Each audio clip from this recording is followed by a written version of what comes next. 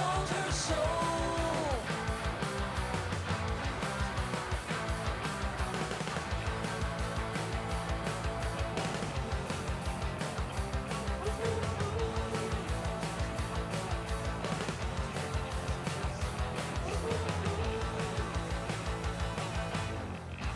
Grandma was an anarchist. She taught me mosh pit etiquette. She had a mohawk that was green. She started a fanzine and a band. She played CBGBs with the damned. She was the best you'll ever see. Grandma taught me how to rock. Grandma taught me how to roll. Nobody knows how she got so good. Legend has it she sold her soul.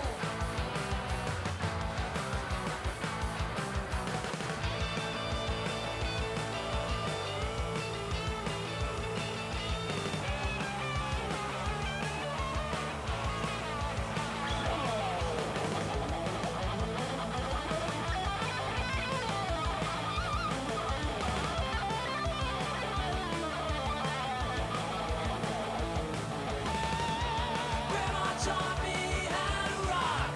Grandma taught me how to roll. Nobody knows how she got so good. Legend has it she sold her soul. Nobody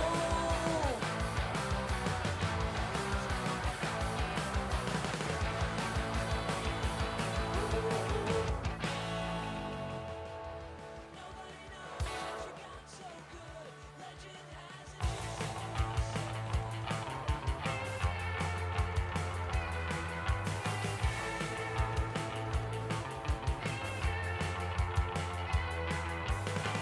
Really bad with names, at least according to old what's his face. I never seize the day. When the going gets tough, it's easier to quit. I received a lifetime underachievement award. It's a participation trophy for being poor. Someday we will look back and say, remember when we were gonna procrastinate? We never did, but we're gonna do it one day. Isn't it ironic, don't you think?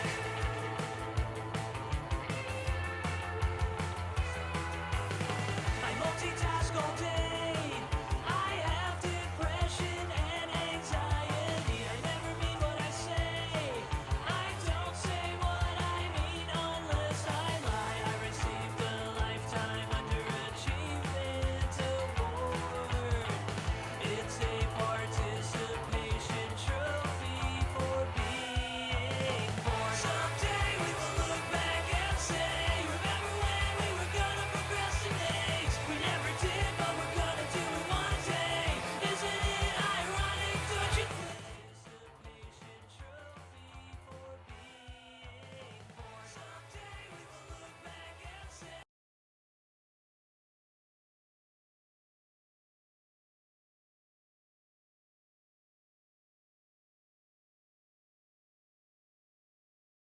Working on jokes, working on bits, seeing what sticks, seeing what stinks. We're chasing comedy, politics and current events, cultural shifts and psychological bents, the daily news, your grandpa's views, conspiracy theories, trending Google queries. Either way, it's all okay. We're chasing comedy. So listen up and we'll lay it all out. Whether you're seeking wisdom or zoning out, have your fill, it's all just for the mill. With Brian and Dustin and we're chasing comedy.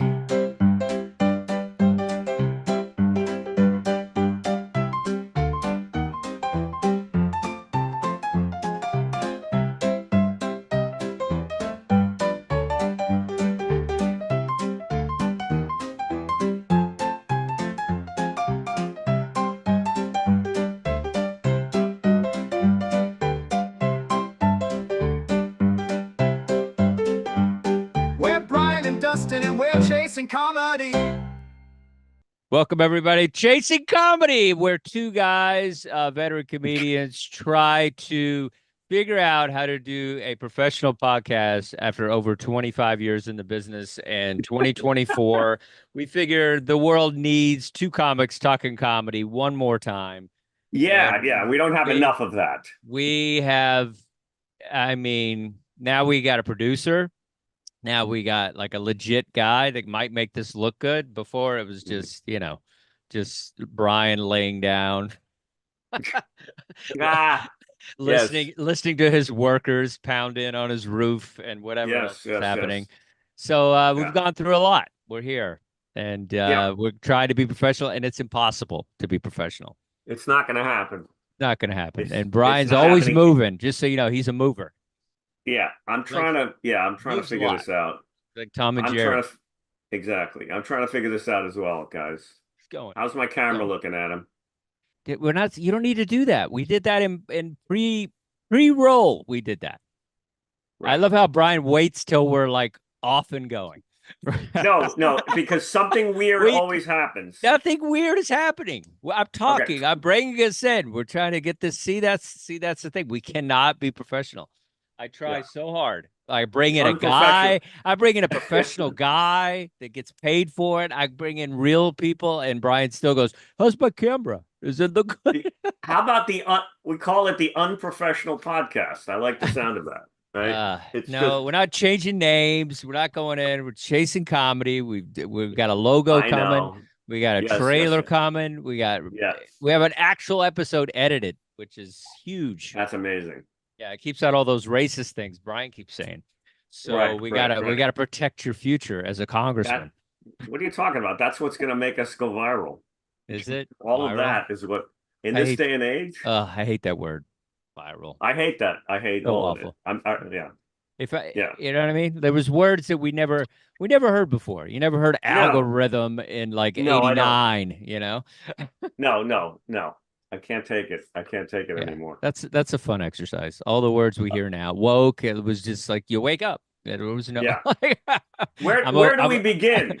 Where do we begin with all of the world's problems right now? I'm leading us into something. Just so you know. I'm waiting. Are you waiting? You didn't throw a word back. Like a word because sometimes it's best to lay back and let you border collie me into the right arena. Okay. I thought it was pretty good. Like at 89, you didn't hear the word algorithm. And then you were going to go, yeah, we didn't hear this word. Bots, whatever. Like, but never mind. I'm done. We're tapping. Podcast is over. Okay. This is our last episode. I thought it was an issue of hipness because we're going to go viral. Not necessarily the it's not hipness, etymology. I always get etymology and entomology. Could someone write in and send a letter and tell us? Because entomology is one of them. Nobody's writing in. Nobody's writing in. Ever. This is me and you and Adam. That's the show. So right, there's Adam, nobody writing in. There's nobody writing in. I hate saying to Adam every time. Adam, can you Google that? Because I'm too lazy to do it. I already know. Entomology is the study of insects. Boom. How about that, Brian? And etymology. There's two. There's entomology, right, which is the study of insects. I think we get it. You went to college. We get it. Etymology is language and words. You're right. Etymology is the origin of words. Okay, you're both smart. How about that? Right. So those are very different. How does that feel? Yeah, not very disconcerting actually. I thought it's by a letter, right? That's the change. The yes, word. One letter changes everything. One you could talking about praying mantises, and the other you're talking about bots and where that came from. You know, that's a good premise. One letter changes everything in a word. Mm-hmm. Right. Exactly. Entomology and etymology. So, bots and what we said earlier, the thing with the going viral. I went viral. I love how you go into character. I appreciate that about you. You're a method comic, and I respect it. I respect it. That's right. Whatever mood you get is what you get with me. I have to memorize the Rogan peasant speech from a Hamlet for this Saturday. I'm doing a Shakespeare workshop, so I have to get off. Insane. That's That's hilarious and Yeah. and great, I guess. I mean, wow, Yeah. who knew? Who knew the skills I on Brian? I founded the Actor Shakespeare Company. I have classical training. Oh, what a Really? rogue and peasant slave am I? Is it not monstrous that this player here, but in a fiction, in a dream? Anyway, I won't do Nice. the I whole took a thing. Jim Andrino's class, so we all have Yeah. training. We all have something. We all have something. We did. Somebody did That's something awesome. somewhere. All right. Jim That's Rendrino's incredible. class. I love Yeah. Jim. What I class love was is Jim that? too. It was just Yeah. intro to stand up and it was Oh, fantastic. Actually, it's Scott Blakeman. It was also a friend of ours or whatever. He taught a class because I went to Parsons at the new school. That's why right. I don't know these words you're talking about. Art school is like, we just pick up trash Wait. off the street and call it Okay. abstract. Okay. That's Hold on a second. Now, what? that was your entree into stand-up? What? Parsons? No, no Jim's class. Like Yeah, with I took, well, actually, I'm going to back it up a little bit. My first class yeah. was Scott Blakeman. He Okay. taught a comedy writing class at the new Right. school, and we were part of the Right. new school. So that was one of Right. my electives or whatever you call that in college. Okay. And I Yeah. took that, and then that was pretty cool. Scott was Yeah. great. And then Yeah. and then after that, I took the Jim Adreno's class, and Jim took me Oh, on the because road and everything. that's fascinating because I think Judy Carter was the first person. I think we talked about this. Judy Carter was the first person that wrote a book about how to do stand-up. Not only had it never been done before, but there was an idea that you couldn't teach it at all. Like the idea of teaching it. So much so that I remember Jerry Seinfeld, being interviewed. I remember this very vividly. And he laughed because he said he saw an ad for a comedy class. Mm. And he literally went, which was, and it was unheard of. Like there was a time when there was no such thing as that, because the misfits and weirdos that used to show up like at the Improv for that audition. Do you remember this? Do you remember that the Improv Yes. in New Yeah. York? It was just a freak show of like the most marginalized groups of society would show up with puppets and guitars and Yeah. props and try to get past at the Improv. And the idea of a class to teach stand-up was just absolutely not even in the realm of something that anyone thought was Well, possible. I'm going to debunk that, and I'm going to tell you a crazy. This is going to blow your mind. So I'm not saying no. I'm not no, saying. just can I'm I not saying say this or yeah, no? yeah. Okay. So I was at a show in Huntington Beach. It was like a backyard show, which those could always go terribly wrong. And but it was actually nice. They had a stage and lights, and it was a good show. It was a good crowd and everything. Right. So I go on stage, have a great set, and I get off, and this one of the comics that was on the show, older lady, she was maybe close to 70 or something, Mhm. and maybe a little older, and she really liked me, and she was talking to me, and then she tells me, she goes, I took a comedy class from George Carlin. And she was saying nice things about my structure, whatever, Carlin, whatever, was great. But she took a class from George Carlin in the 70s. And so Really? can you imagine? Like she had pictures and everything. And so it was like George Carlin taught a comedy class. That And is amazing. yeah. That is something we need to track down, the people that took that class Well, and I'll interview I'll someone. have her on the show. I have her Yes. Instagram and everything. But she said he taught the class, and then she's the first one that started the Belly Room at the Comedy Store, and she had a great, Wow. rich history of the early stand up. And Right. yeah, so it was just like, and that, I mean, because Carlin's before Seinfeld, so it's like Sure. that's and if Absolutely. I guess it was kind of under the radar. I'm sure it was like one of those months where you don't have anything. You're like, I'll teach a Well, class. that's funny that you say that, because now that I think about it, I did hear from other people that there was a guy, I can't remember the guy's name. He was the old Borscht Belt guy. I think his name was Dick something. He taught a class as well. Yeah. That there was like, and he was like an old Borscht Belt joke writer guy, and sort of had a semi well-known name. And he taught classes, and I've spoken to a handful of comedians that said, yeah, I think Mitch Fatel was one of them, and he said that he took his class. And so yes, so this mythical Bigfoot-like thing that supposedly never existed has been debunked both by you and the person that brought it up. Okay, so yeah, Lewis Black taught a class at Gotham. I remember that. Right. Yeah. Right. So I bet he was just yelling at people. Yes, I wonder but there must have been a time when that didn't exist, like somewhere. But right now. Okay, so George Carlin taught class. That's Yes. fascinating. I have a That's person and everything. I'm going to bring her on the show. It's going to be great. Yeah, we need to get to the bottom of this because I remember Seinfeld, and don't get me wrong, I don't mean to say that you can't teach a class or that you can't learn, because I teach a class at West Side Yeah, Comedy. I coach and stuff. Yeah, and you yeah, I get coach, it. and we Yeah. and some of those classes have been amazing, and you learn amazing things, and I recommend them. But that was just this idea that stand-up was such a weird animal that it was almost the mysteries of it. And there is a kind of cultish kind of thing about that, where we don't talk about the rules of it. Like, that's what we're doing here. We're talking about letting some of these things, they're more common now, to discuss them openly, the Yeah, I mysteries of think comedy. comedy, well, the comedy books is an interesting thing too, because you're talking about Judy Carter. I think some people might have heard you say Jimmy Carter, which made me laugh. But I hope Jimmy God Carter's help us comedy all. book. Yes. On how to be a stand-up. Spiro Agnew is open.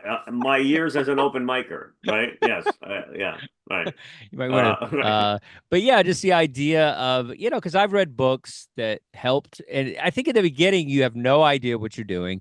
And I still see Right. people that have gone down, because here's what happens. You either learn from a book, or you Yeah. learn from a class, or you learn by watching a stand-up. And I Or think, doing.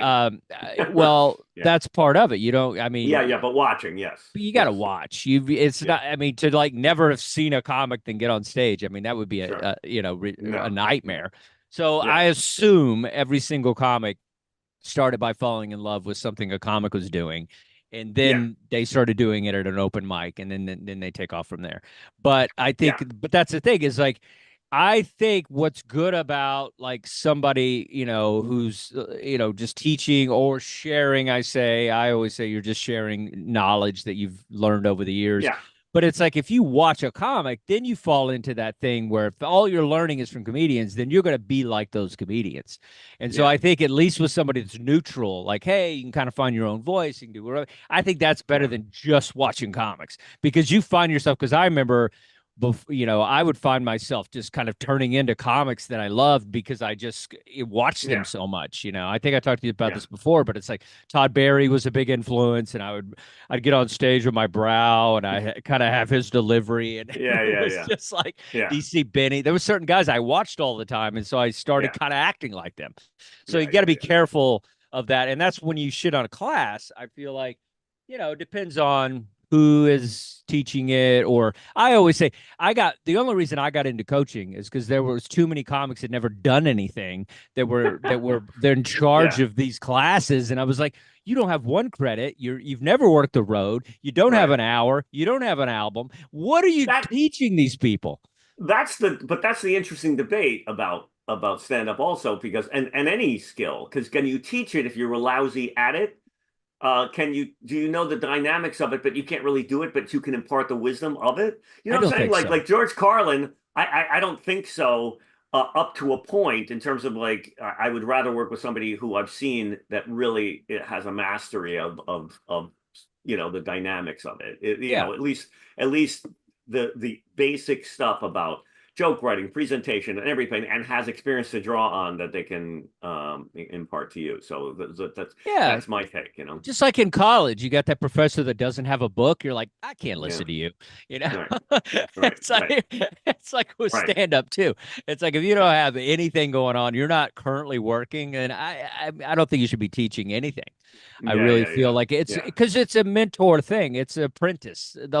Every art in the history of the world, is brought up through apprenticeship, and people, and like, passing on, and the mentors. Every single art known to man is taught that way. And for some reason, comedy has this thing where, like, you can't teach this thing. And I think you can, you could bring it out of people. That's what I do when I coach. I'm like, I just say, what's a crazy story, or what's something about your life that's interesting. And then we just talk about it, and then the wheels start to turn, and then they see that they can turn this into comedy. But to be like, this is a punchline. I remember, I'm not going to call anybody out, but he's a very famous comedy teacher in New York City. Okay. and at a very famous comedy club in New York City. Anyone listening, That's listen all I'm up, 'cause saying. we That's all I'm gotta saying. track it down. We got to That's track all I'm it down saying. from the facts that he gives No, away. We need no, people. we're not trying to track it out. We're not trying to track this guy down because he does a good job. I'm sure some people become good comics out of it. Yeah. And Yeah. is everybody, but my girlfriend, who's a comedian, Leah Bonham, she took a class, and this guy told her, don't tell stories. He said, just do jokes. He Right. goes, Right. nobody wants to hear a story on stage. And it Right. was like one of these things. And that's what she does. She tells stories on stage. And so Right. she kind of went against the grain. But it was like, that's something you shouldn't say. You shouldn't, because because I'm not an amazing storyteller, but I'm a good joke dropper. Like I can structure a joke. So it's like, Right. but that's my lane. But to just say nobody tells stories, come on. Like that's the first thing when I teach my class is I just quote William Goldman, great screenwriter, Butch Cassidy and Sundance Kid, and numerous, and The Princess Bride, and he said about Hollywood, nobody knows anything. Okay. Yeah, exactly. Okay, and that is absolutely true. We know something, but the vast majority of whatever I say, you have to take it with a somewhat, take what works for you and do it. Because when people say things like you can't do that, then somebody like Andy Kaufman will come along and break every freaking rule and do things. And like whenever I say, brevity, Shakespeare said brevity is the soul of wit, and I always bring up that you should cut. And Seinfeld talks about cutting syllables, cutting jokes, make this joke short. And then someone inevitably will always bring up at my class, well, what about, like Norm Macdonald tells these long like things, and I go, yes, because that's the joke, right? The embellishment, the nature of it builds up so much like tension, and the release of it, that's the whole joke. So yes, there's these contradictory things you hear. Exactly. That doesn't mean that everything. Like I have the funny, some hilarious jokes. The Aristocrats goes on forever, but there's millions of jokes in it. But whatever. But that's one of those things that there are no rules. But then you do have to learn the rules to break them. There are rules, like the 3 rule and all these things. It's like, oh, there's no rules. Well, there's no rules once you learn the rules, and then you can break them. But most people don't even know the basic stuff. So that's what we try to do in class. Yeah, well, it's funny. Richard Belzer had a stand-up comedy, how to do stand-up comedy book, and it's really funny. Right. And what's funny about it is half of it is blank pages. Oh yeah, that's funny. That's funny. I remember that now. And it's like how to be a great comic, and then it's like blank pages, or how to write the perfect joke, blank pages. So it's like there was all that anti-comedy thing happening. Yes. Like, but if you taught a Zoom class, I would pay and take your class because I respect you as a comic, and then I know you have, this thing that you could share, and that's the thing that it's just like if you just have that instant kind of respect and whatever, it's like you can learn from that person because you're going to learn from somebody that you appreciate their comedy.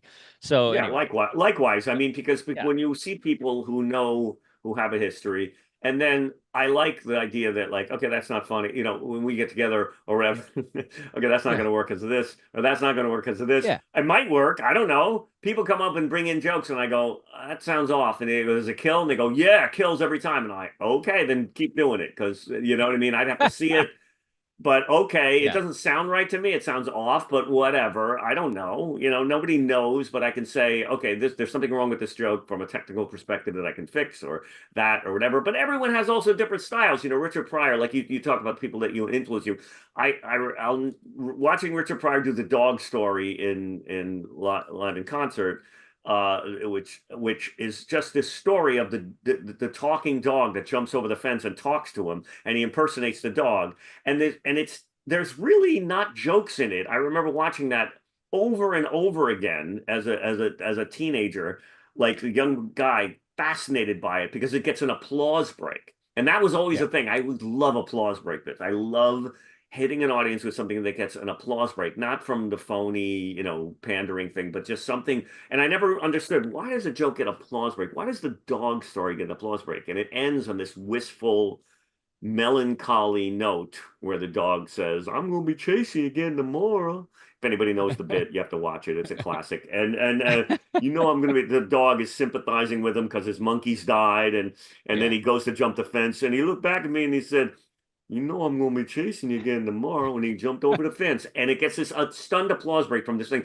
And you're like, what the hell is that? I don't even know what that is. It's not even comedy anymore. It transcends comedy. It goes to another level of comedy, which I love. That's what I always love. Well, that's your Shakespeare training. You know what I mean? Like, I think it just, you tell, like you do. It is kind of that, because you tell these like theatrical pieces and they kind of come together in a way that deserves an applause break, because you've done all this setup, you got characters. You got like a whole thing happening, an arc, kind of an act, and an act 2 and an act 3. Really, it's very complex, the stuff you do. But what's funny, as somebody who was kind of a gatekeeper in comedy, I feel like that was part of my coaching, was just like, running rooms for over 20 years and, that's right. and picking comics that I felt like, would be the next star, or that were just good and I just liked their comedy or whatever it was. And I think I probably was like 98% on who I chose, but then there were people that really went on to do amazing things. And then there would be a 2% that I thought, oh my gosh, every time you're on stage, you bomb, every time, whatever. And so I got 2 guys wrong, and I'll even say who they are. And Hannibal Buress, I got wrong. I thought like he was too, like, it just, he did not care about the crowd. And Tim Dillon was another one that I just was like, every time you're on stage, you like, people walk, and I just can't, I just can't do it. And then those guys found their lane and went beyond the comedy club arena and just found a way to kind of like build fan bases. I think Noam said that. I think Noam at the Cellar said that about Tim Dillon. He said, I think he said the exact same thing you did, saying I didn't pass. I didn't think he was good, and look at him. And he's doing something very jarringly unique in terms of like his comedy voice is like tapped in, in a great way. Well, I mean, it has a lot to do with the podcast and Rogan and all those things. And I understand the rhythm that people catch, and they find the right people, which is important. I mean, that's most of it. You find the right circle that appreciates you, and then you can launch off. Some people never find the circle. I'm still always looking for the group that's going to appreciate me. Circle is tough. And the circle is key. Like if you hadn't like been around, people that like, let's say Eddie Brill, who booked the Letterman show, he'd seen your comedy. And so you guys worked the same clubs. So that's a circle that allowed him to be like, this guy's perfect for the show. I've seen him kill a million times. And so that helps. But it's like some people that's why, hanging out is important. That's why getting to know comics and taking a class, even, because you meet people. And that's why I tell people too, the most important thing in some sort of group environment is you're going to meet people that are doing the same thing you're doing with the same passion. And then that's going to help you further along if, because one guy pops, they may like the relationships that you build with people, and then connections that you have with people. It's like one of those. So take classes, people. Go to Westside Comedy. Take Brian's class. If you want to Zoom with me, take my class. That's right. We'll promote our classes on her. Yeah, how shameless was that? You and I'll do it. We'll do a joint class one day. That'll be a lot of fun. That would be brutal. It'd be brutal. Were you kidding me? We'll make monsters. In a good way. Monsters. Yeah. Being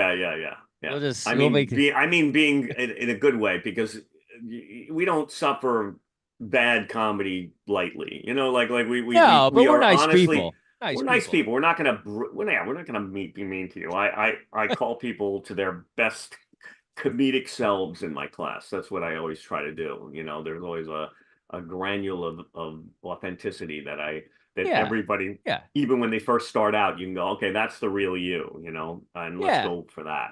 I'll tell somebody they're hacky. I'll be like, that's hacky. And that's another one I've done. Listen to this. So I have a comic that I told she was hacky. I'm not going to say her name because that's attached to something, but I told her she was really hacky. I said, you're just doing typical jokes about your race. I go, it's not going to work. And then she blew up and she passed this up and passed all these comedy clubs. And I'm just like, so sometimes, it doesn't always work, but, that's still tough. Hacky. She's still hacky, though. Right. I know. That's one of those things where you go, I thought I was right about that. maybe I'm still right, but I'm right, whatever, but but the it doesn't industry matter. sometimes Yes. that's the thing with the industry. It's like, especially with all the social media stuff with like TikTok comics and stuff, because more people are interested in that wave that's happening Mhm. as opposed to the craft itself. So it's like Yeah. if you have 1 million followers, they're more concerned about that. They don't care what you're doing on Yeah. stage because they No. care about that money that's happening through your fan base. And so they could Right. care less that joke I was know. done by Bill Burr in like 2007. They don't care Yeah. because they see that you're selling tickets or That is a fascinating thing that people go and they book themselves at clubs because they have a huge following. And then the people go because based on the celebrity, the online celebrity of that. And then but they can't have anyone good on the show who's a stand-up because they won't be able to follow them. Like almost like they don't book somebody who's like a crusher stand-up act because by comparison. But it doesn't, or maybe I'm wrong because maybe they're just there for the celebrity of it and the person's telling stories or showing clips. I've seen that, like where guys are, Yeah. talking about the things that they do on their Instagram account or whatever. And so, hey, more power to you, whatever. If you're selling tickets and people find that fascinating, I'm sitting here, working arduously on one line of a joke, like a I know freaking technician. we've been trying to rewrite jokes for 10 years and people are I just know, like like saying a whatever. Yeah. watchmaker, like Yeah. a watchmaker, they're sitting there. Oh You God, are That's beautiful. We yeah. I'm are like watchmakers. I'm tinkering with this one. I still don't, I think I brought it up 3 times on the show, and I still haven't cracked the line that I've been, where I say to the guy, it drives me crazy because I asked the woman in the audience, why is this guy with you? He's not laughing. You brought him to a comedy club. He doesn't laugh. He has no sense of humor. And then there's a line that needs to go there. I know it, but I don't know what the line is. He has no sense of humor. I go, and then the joke is, lady, you don't bring a guy with no arms to a petting zoo. Okay, he's at a comedy club. He has no sense of humor. You don't, lady, you shouldn't bring a man with no arms to a petting zoo. Okay, and that joke is always gets a laugh, but it's the connective tissue between that I never quite. I want to say something like, lady, if you brought him to a comedy club, you have no sense of decency. Or if you bring a guy like that to a comedy club, you have no sense of direction. Lady, you don't take a guy with no arms to a petting zoo. It's like I'm obsessed with the 3-beat joke. So there's the setup, there's the second line, and then there's the third line, and the third line kills. But I can't get to and it still kills something. But the second line should be funny, and then the third line should be killer funny, and the second line just is too wordy or something. Anyway, it drives me crazy. Still working on it. Yeah, and we've discussed this joke a lot, and I feel like too much. Yeah, no, that's okay. I love it. Yeah. I love it. That's what the show is. We're chasing comedy. Yeah. We're chasing that thing. Yeah. But I feel like that's an interesting thing because it's almost like if I don't know if she's married to him or what the real situation was, but it's kind of like to me it kind of is more about her in the sense that it's just like he's like, what do you want for dinner? And he's like, steak. He's like, you're going to have fish. There's something funny about her because it's like, no matter what he wants, she's going to give him the opposite of what he wants. So to me, there might be an opening there. There's an opening there. But my instinct when you say that is that takes it over here and I have to take it. Then that's going to take the audience's head about their relationship. And you don't take a guy with no arms to a petting zoo. The thing is that fleshes out. The second line should be almost what the third line is about, and just strong enough to introduce the concept. Lady, you brought him to a comedy club and he has no sense of humor. You don't take a guy. You shouldn't take a man. Never take a man with no arms to a petting zoo. Sometimes I say Confucius said that, not me. So don't get mad at me. Like that's a Confucius reference. But I have all these. I've written. Yeah, because the guy's what he has to pages. lick the animals. Like, how's he going to enjoy that? Yeah, well, I go, lick the animals. Well, I have 3 tags for it already, but I'll write down lick the animal. Is he going to lick the animals? Okay, that's not like bad. some kind of some kind of blind, some kind of Helen Keller, Dr. Doolittle thing, Helen Keller. Do you think the kids still know who that is? That's so ingrained in us. The Helen Keller. Yeah, yeah. Those were great jokes, though. Those were like tight jokes. Yes, we were kids. I mean, that's a funny thing. Somebody needs to compile over the years, the go-to fat guy reference, the go-to blind guy reference, the go-to deaf person reference, because in comedy there were Stevie Wonder, Ray Charles, Helen Keller. and then Marley Maitland was the go-to for a while. Helen Keller you could use, okay, and Stevie Wonder is still good, but it's getting dated, right? Like we need a new blind celebrity, right? Like Diane Krall or something. Somebody who's blind needs to take the mantle so that we can use it, because I don't know. Hey, what are you, Stevie Wonder over here? You know, like it sounds awfully. Hey, Ray Charles, you know, whatever. And it's a but fat guy, We need a fat new person, blind singer. I bet there's one out yeah, there. Some AGT. yes. There's got to be an Yeah. AGT blind singer. I But guarantee you. fat person was always changed, because there was Orson Welles in the like 70s, Dom DeLuise in the 70s, and then Chris Christie. Chris Christie's a big one. Chris for the Christie past is a couple of great years. one. Yeah. That's good. It's a little dated now, so it's like, all right, who is it going to be? Who's going to get the mantle of the fat guy references? Like, then if you want a woman, it's Lizzo. You said Shelley Winters was like, you know what I mean? Like Mama I love how you went from Cass. Lizzo to Shelley Winters. Amazing. Yeah, Mama Cass was actually, I heard comics on the Merv Griffin show, like when I was a young boy, doing like saying, "Yeah, what are you, Mama Cass over here?" Like yeah. Merv Griffin, And- kids. He created Wheel of Fortune. Just so you know. Yes, he did. So for all But you kids out there, well, I think the problem with that is like all these fat celebrities are getting skinny. They're taking that. What is that? Ozempic. Everybody's taking Ozempic, Yeah. so there's no more fat celebrities that you could That is a big problem in the comedy world. But pharmacological drugs are depriving us of the references we need. If they start healing blind and deaf celebrities, what the hell are we going to do? We need those references. Well, okay? That is true. That is true, because also it's like when like Charlie Sheen gets sober, it's like comedy's tougher. It's harder. It's harder to do comedy when you have like a Lindsay Lohan or somebody that was a mess. A great reference like that. Yeah.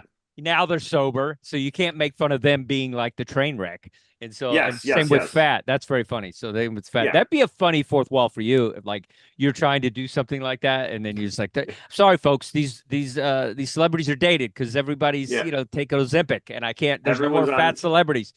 And that's kind of funny. Yeah. Like Nick Nolte or something, you went to a period where he's drunk and all this stuff, and you could use that as like a drunk driving, like guy out of control, like Charlie Sheen. There was a whole but Gary Busey will always be Gary. Yes, Busey. no, that's you can always rely on Gary Busey. No, actually, Gary Busey is who I was thinking of. That's how messed up. Gary Busey is the reference that I was looking for. Thank you. He will always take you to the finish. Always be funny for whatever reason. He's a mental patient. Always be funny. But it's not his fault. He hit his head. He was riding a motorcycle. Randy Quaid for a while was off the reservation and crazy, right? But he's disappeared. So when somebody goes on has a mental breakdown, that's really good for the comedic reference community. Yeah. No, that's a great topic, because I feel like that's always like we need these references. And that's the thing, is sometimes it's like I have a joke that has been working pretty well for the past decade. And it's the joke is, I try to date younger girls so I'd feel younger. And then I date this girl and we try to relate, and it's really tough. And she's just like, "What's your favorite movie?" I say my favorite movie's Caddyshack, and she says, "Is that the movie where Shaq plays a genie?" And the joke always gets a laugh, and it's like, and then I'm like, pick up your Legos and get out, the whole thing, and it works. It always works. But then I feel like the joke originally was, that the person was young knowing Shaq as a genie, and now that's a dated reference. And so I need something even younger than that, because if somebody knew who Shaq was as a genie, then they're old enough for you. They're old enough for you. So it's like, but when I wrote the joke, it felt like, it was like the young reference, but I still use it just because, you're just jokes that are just, with a 40-something crowd, they're still going to get. But I do see young people going, we don't know either reference. We don't know Caddyshack, and we didn't know Shaq was a genie. That's funny. I'm losing them on two. I mean, anybody over 40 is going to get it, but anybody under is going to be like, what? Shaq was a genie? What are you talking about? Caddyshack. Right. These are the vexing problems that comedians have to tackle on a daily basis, and codes we have to crack and keep updating. You know, when I was in France, I have a joke about it's about, and one of the tags is, you know, the cop pulls you over, and you know why I stopped you? I don't know, because you didn't. I don't know. He said, you don't have. What's the joke? You know why I stopped you? They always ask, why? You know why I stopped you? Do you know why I stopped you?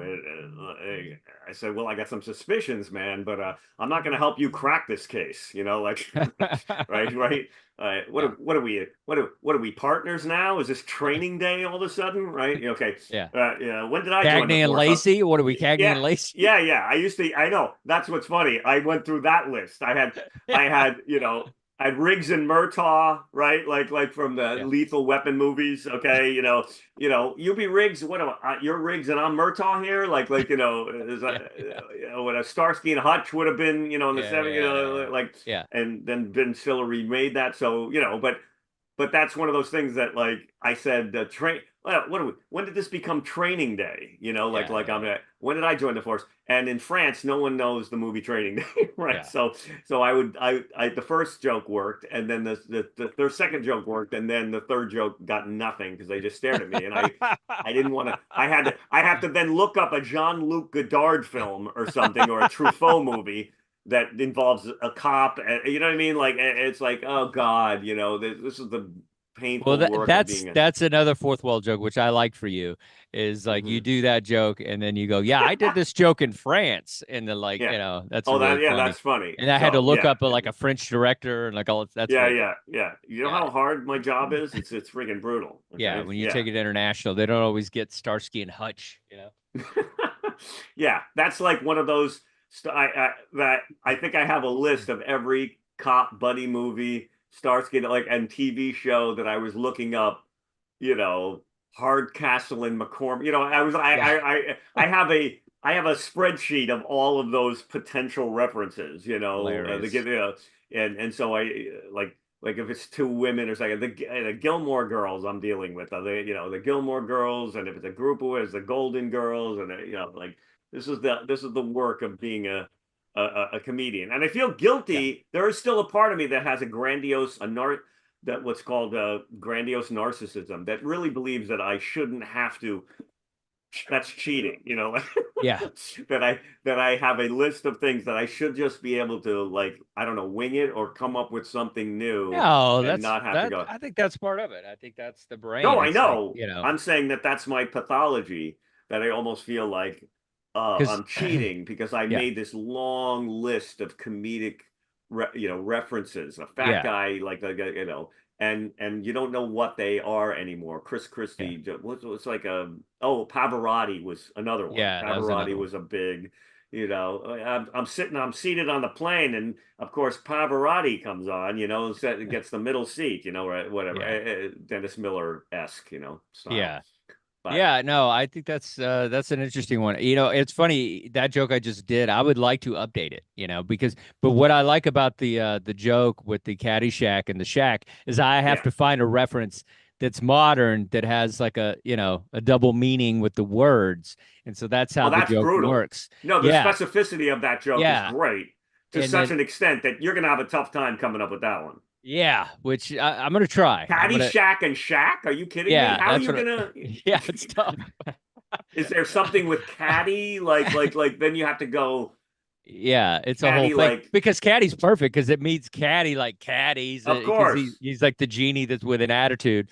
So it's like, it's a tough one. Yeah, it's a tough one. But I'm going to make it a goal. I'm going to make it next time we do this, I'm going to try to have some examples of modern. You do that. If you crack that one, I'll be very impressed. I'm really going to try. But I call that, a fool's gold, like, meaning that you never know. There's gotta be. No, you're right. Yeah. You're right. And I admire your optimism.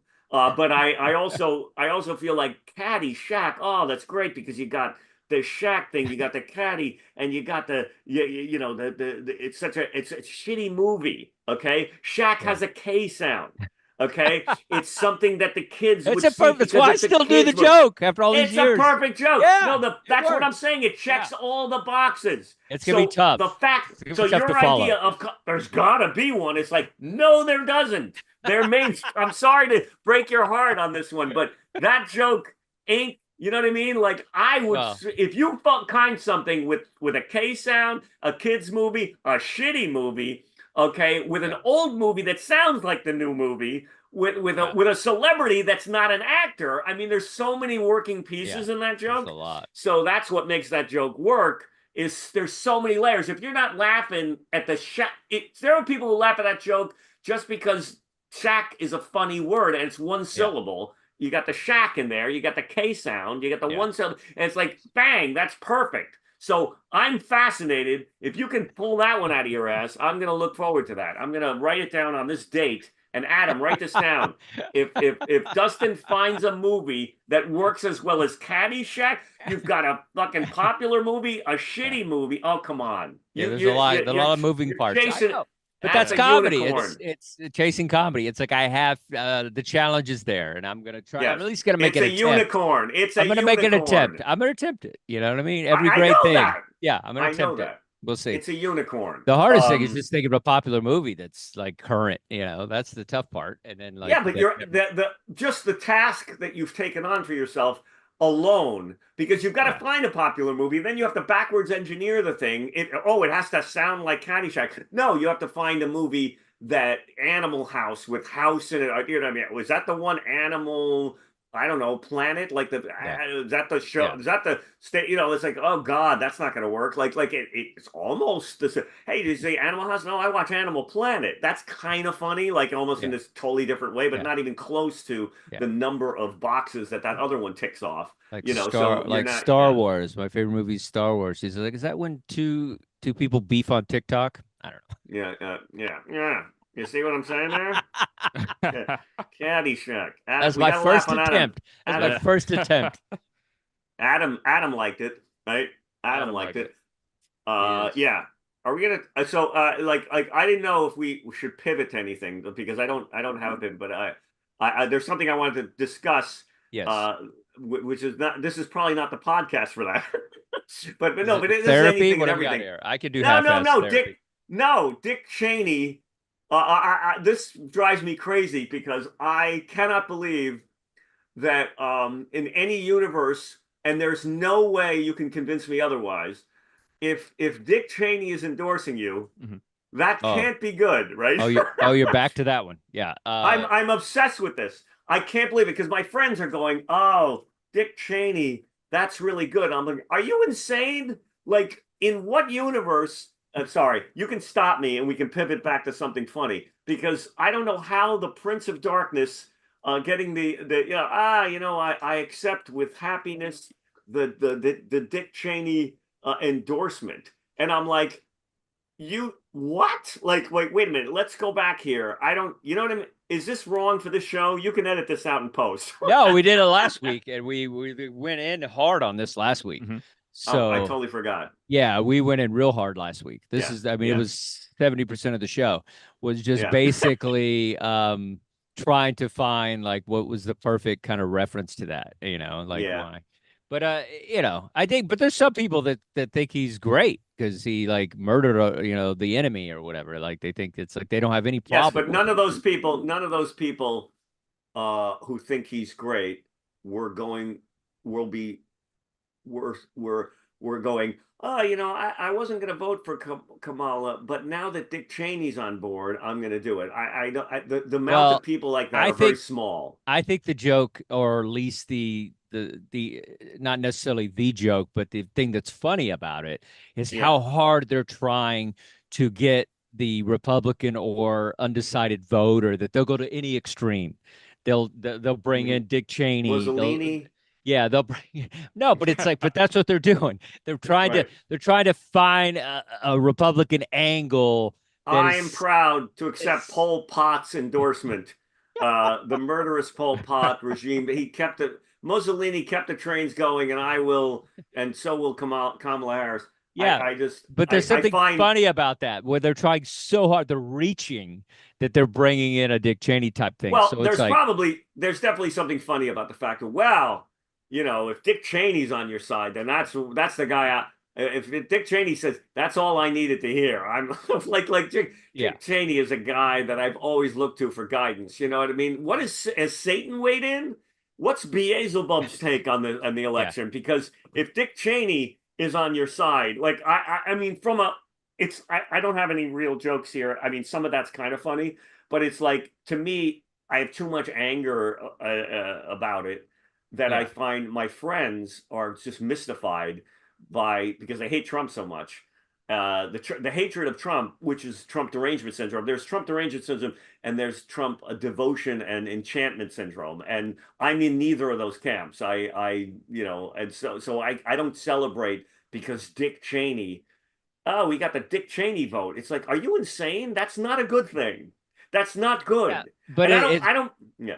No, it's terrible campaigning, because it's like, because here's the deal. Like, I'm one of these guys that, like, I'm obviously blue, but if you want to, reach my right side, then say things like, hey, let's build everything in America. Like that's how you get to me, because I think everything should be built here. We should build the cars here. We should build everything, the computer chips, all that stuff should be built here. Yeah. That's how you get me. You're not going to get me by, hey, Dick Cheney likes us, like right. it's, You don't go, oh, the artist formerly known as Hitler. yeah, because it's always Cheney was Hitler. Hitler. It's always Hitler. Yes, always Hitler. The artist formerly known as Hitler. Yeah, we have a new Hitler every year. I don't know if I was the Hitler estate, I'd want, did they get residuals every time somebody is the new Hitler? Yeah. We're repeating the last show, but it's still funny because we're finding more stuff. Yeah. No, I'm just saying we did Moving all on. this. We did all this. Moving we did all the new Moving Hitlers. We did all that. It's just I got into a fight with somebody, and I'm just like, what? You're still revved up about it, which is fine. We're still chasing. We're still chasing this joke, which is what we're going to do on the show. We're going to have jokes that we repeatedly do because we haven't quite got them yet. We don't. We don't have the punch. We don't have the thing that makes us excited to release the joke. So that is part of the show. I must have something funnier than that that needs some work. I know there's one that I was trying. Something we haven't talked about. What do you got? Yeah. No, that's not going to work. Okay. So Adam, you could just throw a topic too. Yeah, Adam, what do you got? Let's writing jokes for Adam should be a new segment of the thing. That's how we'll close out the show. Beef? Adam gives us a topic. That's kind of funny. Adam will give us a topic at the end of the show, and then you and I both try to hash out, see if we can come up with a joke, and then whoever has the best version of it gets the joke. We're gonna do that. Fire away. What do you got? Hit it.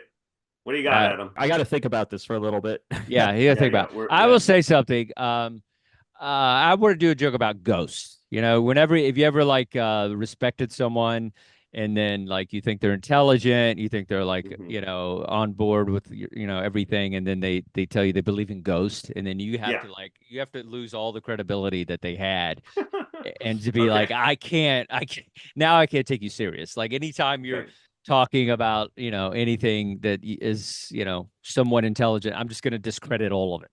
And so it's you're just saying you're this is more discrediting than if they believe in ghosts than if they believe in Dick Cheney. Yes, absolutely. Right. This is more undermining of their credibility. If you ever listen somebody that like just trashes religion, but they believe in ghosts, you're like, all right, man, you can't do both. Like I respect it if you're like, okay, I believe in religion and ghost. That makes sense. But you can't be like, it's the same thing with like a zodiac thing where you're just like, I believe in like my zodiac sign, but I think religion is bullshit. Like you can't do that. You can't, you got to be all into all of it, or you have to. Well, what I want to know is, did a ghost hurt you? A ghost did hurt me at a young age. Touch you? Where did the ghost touch you? Because obviously something happened with you that was very, very hurtful. And that's why you don't believe it. It's like your daddy ran out on you. You have daddy issues. You have ghost issues. Yeah. Like, well, I have the same issues I have with religion, where I feel like it's all created by man. And so you have to like find that thing. Like this is the idea of a ghost. Every time somebody says they've seen a ghost, they have clothes on, which that makes me just, I don't know if this has been done before, but I feel There's that like a naked ghost would be way more terrifying than like a ghost in a little schoolboy uniform. You know what I mean? They Wasn't that a Saturday morning cartoon, The Naked Ghost? I don't Casper. even know what. I don't Yeah, even I know. respect Casper. At least he That didn't would have be clothes real. on. Yeah. But it's like, And that- but you know the image they always say, I saw a little boy from the 40s or something, from the 1920s, yes. and you're just like, he was dressed in a bow tie. It's like, I don't think Yeah. ghosts, if there is an idea of a ghost, a spirit coming back, I don't think they're Yeah. fully dressed. They're not Right. coming back as the photograph a creepy photograph that's in your So head. you want them to shop at Target before they Yes, show up at your I'm house. just saying, right? being teabagged by a ghost would be way more Get terrifying some. than seeing a Teabagged ghost. by a ghost. Would be way more Teabagged. terrifying. Wait a second. Dustin Hoffman. Dustin. A teabagged by a ghost, ladies and gentlemen. The worst. Not a bad child- punchline. Not a bad punchline. One of the That's worst. terrifying. That's terrifying. Do I hear music in my head again? Yeah, that's the ghost. There's Hold a on. music ghost in your head. Hold on. It's the country music something- ghost. We don't hear Hold it, on. so you could just pull it off like you hold could on, just I'm casually act suddenly like it's getting- not happening. I think a ghost just kicked in on my headphones because I Yeah, was hearing that's- the rap that's- music or something. That's okay. It happens. It rap went from ghost. country to rap. I like that. I like Yeah, that. yeah, At least your yeah. inner voice has diversity. Yeah. But yeah, ghosts. so this is the idea of that. I have a friend also that was like a ghost hunter, and like he would get all the equipment, and he would like go to places. He'd go to the Queen Mary ship or whatever. He would go to all these places, and then he was convinced. He's a pretty smart guy, and he was convinced. He would tell me these stories. It's like, we were there, and the table rattled, and like all these things happened. And he would just, I mean, he is all in on the belief of like hauntings. And it's just like, and I'm on the fence. I love horror films. And it scares me when I see it. So obviously there's a little bit of that in there somewhere from just my childhood. But I just think it's funny when people are just like 100%. They don't believe that like religion is 100%, but they believe that there's still somebody trapped in an attic in Amityville. You know what I mean? Like there's just something kind of like, just right. I don't know. There's I just something- like, So this is an issue, or is this a bit you want to come up with something? it's Right? all Like, bits. this is It's just all a- bits. All our issues It's all are bits. obviously. But the ghost, yeah, your friend. It's obviously you have either to- the naked ghost is kind of where the momentum goes, or it's the idea of credibility when someone says that they believe Well, in it. I think the fashion thing is is an angle. Yeah. Also, your trauma. Obviously, I don't know if a ghost touched you. Show me on the doll where the ghost touched you. Yeah. Dustin. Obviously, or something Scooby Doo related would be funny because it's always an or old white guy. or when they think they've seen a ghost, it's just because you didn't pay your electric bill. You know, the lights went out. You know, something like Right. it's like it's always just funny. some glitch of something that happens. Sometimes you know a ceiling fan turns off, or sometimes. Right.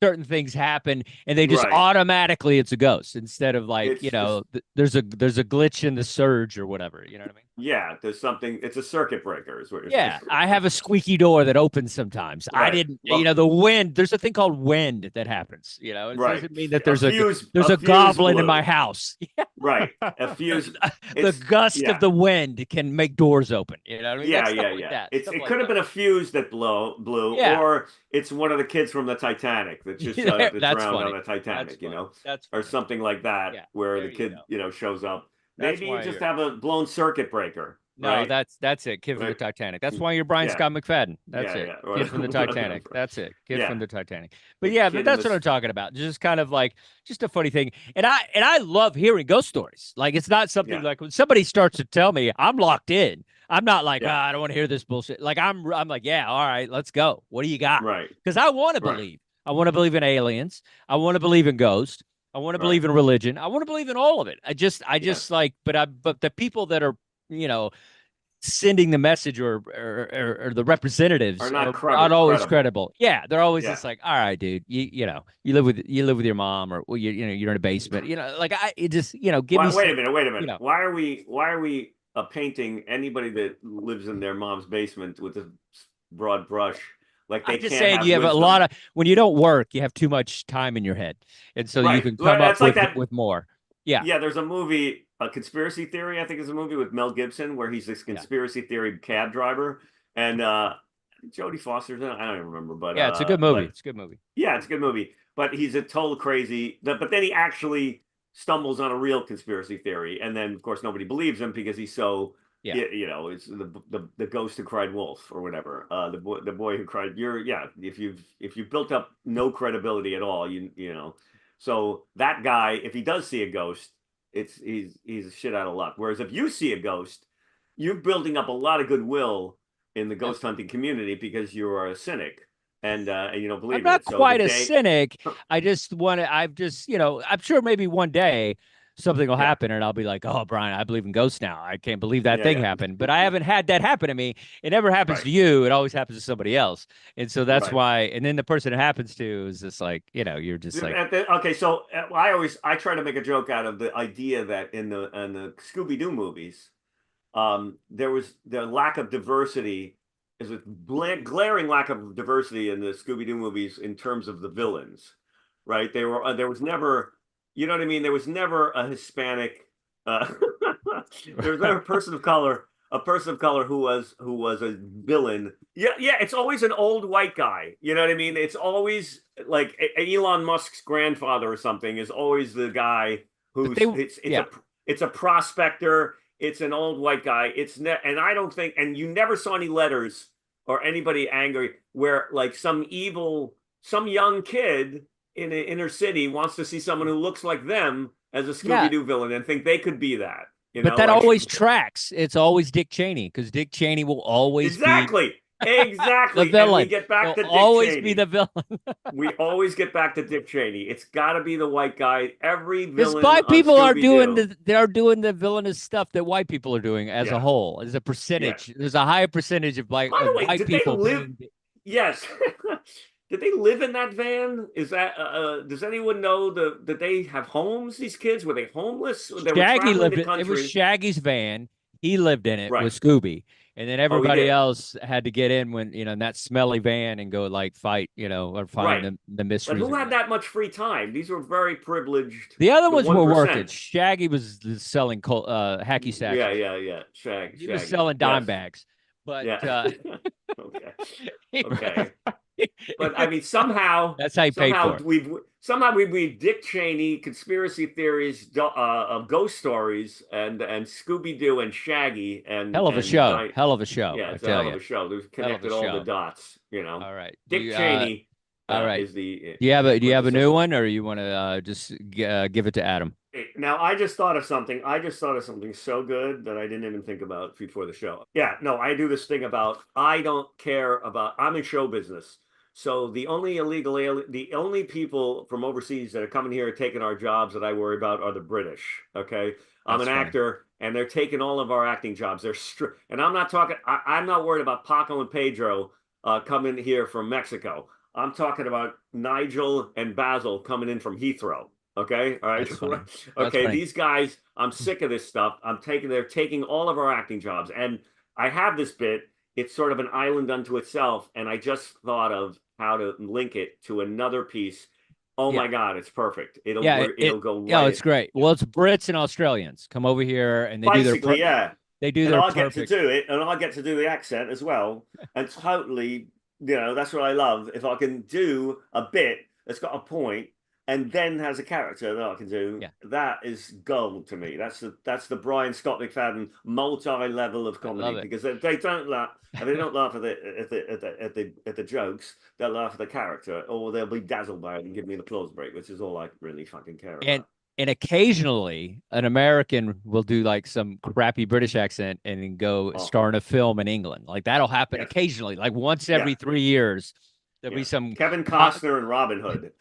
Kevin in Robin Hood has a floating British accent that only shows up in certain scenes. It's fascinating. Like it's like the worst thing I saw this last year was Napoleon, and his accent, his non-French. I mean, basically, he had a Bill and Ted accent, and he was just like playing Napoleon, and it was just. Well, he did the same. I did the joke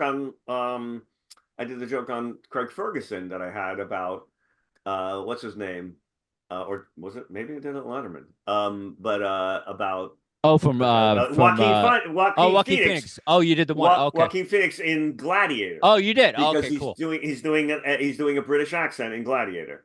Father, I wanted you to love me. I would have done anything for you to be your son. You know, I would have murdered the whole world. You know, it's like, hey, Joaquin, you're in Italy.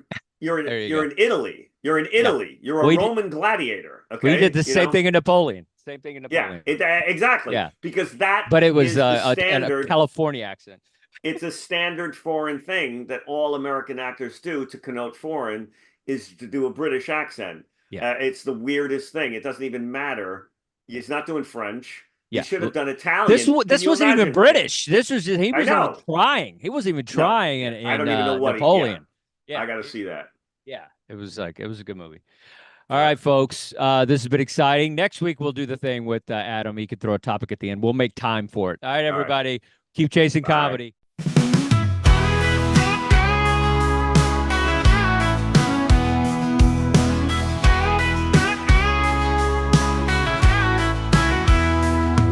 Nowadays in the USA, our oil plants have gone away. Manufacturing has gone offshore, and our laborers ain't from here no more. The one thing we do better than them all, we make a mean old comedy show. With this comedy podcast that you have, you can sit on back and have a laugh. Forget about your troubles for a while. Watch Brian and Dustin work out bits. Some of them are funny, some are shit. Maybe you'll gain some insight along the way. So forget about your wife who left you, your broken down truck and a world gone middle. Give yourself some time to smile. Join us, we're chasing comedy. Whoa, whoa, whoa. We're chasing comedy. Whoa, whoa, whoa. So forget about your dog that's run away, your overdue bills that you gotta pay. Maybe you'll find a little bit of clarity. Join us as we're chasing comedy.